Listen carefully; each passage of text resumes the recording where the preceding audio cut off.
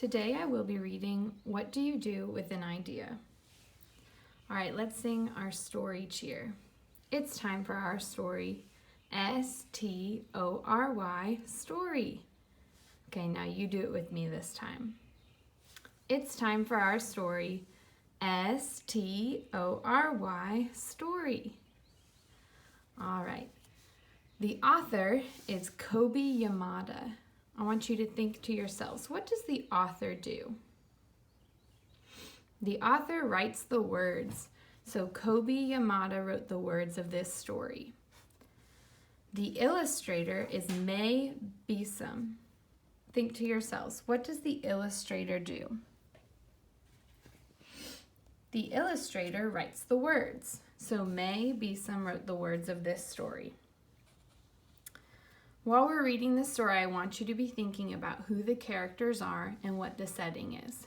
Remember, the characters are the people, the animals, the objects that talk in the story.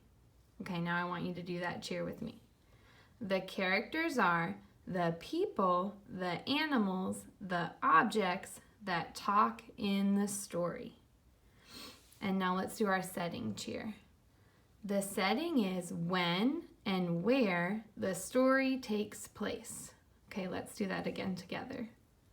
The setting is when and where the story takes place. All right, before we begin our story today, I want you to take just a few seconds to study the cover of this book. Okay, on the cover, I noticed some birds in the air. I notice what looks like a little boy looking down at something that looks kind of like an egg with two little legs and a crown. All right. The title is What Do You Do with an Idea?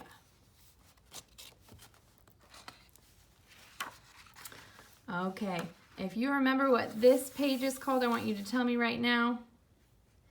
And if you said title page, you were correct. The title is What Do You Do with an Idea?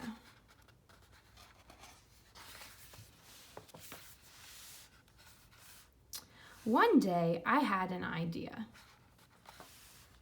Where did it come from? Why is it here? I wondered.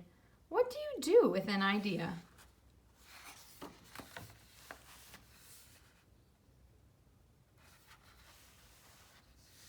At first, I didn't think much of it. It seemed kind of strange and fragile. I didn't know what to do with it, so I just walked away from it.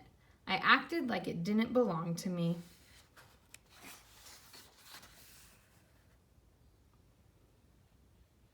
But it followed me.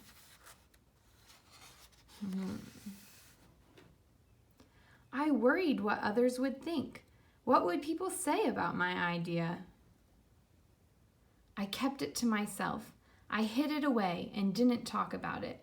I tried to act like everything was the same as it was before my idea showed up.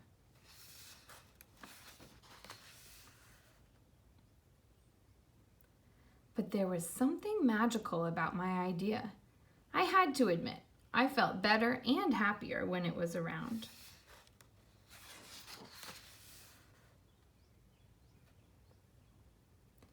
It wanted food. It wanted to play. Actually, it wanted a lot of attention. It grew bigger, and we became friends. Now, at this point in our story, I want to pause and introduce a very important vocabulary word. This word is idea, which you have heard several times in our story so far. First thing we're going to do is spell out idea. So repeat after me. I-D-E-A.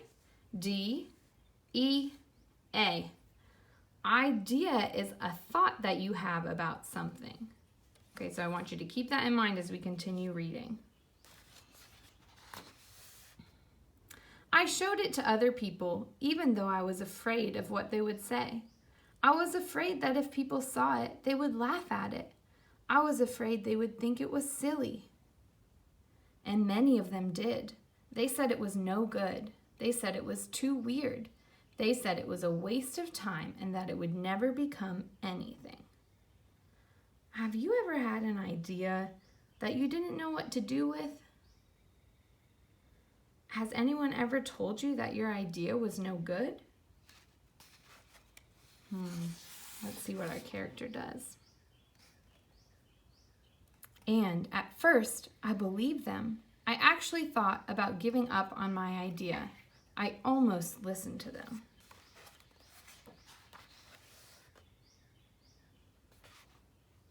But then I realized, what do they really know? This is my idea, I thought. No one knows it like I do. And it's okay if it's different and weird and maybe a little crazy. I decided to protect it, to care for it. I fed it good food. I worked with it. I played with it. But most of all, I gave it my attention. Now, do you think that this creature that looks kind of like an egg with 2 legs and a crown is really an idea? I think that this illustrator and author are using their imagination to show that this creature is an idea, when really ideas are mostly thoughts that you have in your head. My idea grew and grew, and so did my love for it.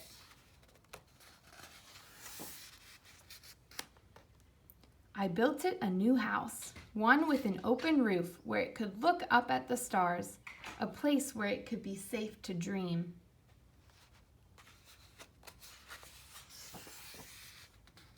I liked being with my idea.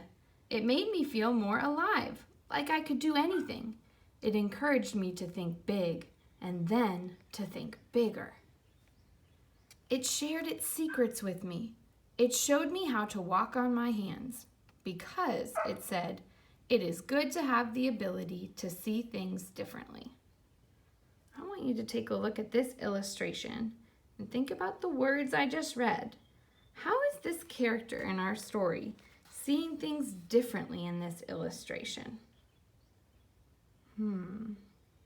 I noticed that it looks like he is seeing the world from upside down because he's standing on his hands. I couldn't imagine my life without it.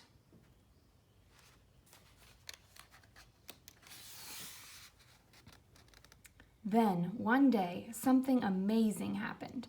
My idea changed right before my very eyes. It spread its wings, took flight, and burst into the sky. There it goes. I don't know how to describe it, but it went from being here to being everywhere. It wasn't just a part of me anymore. It was now a part of everything.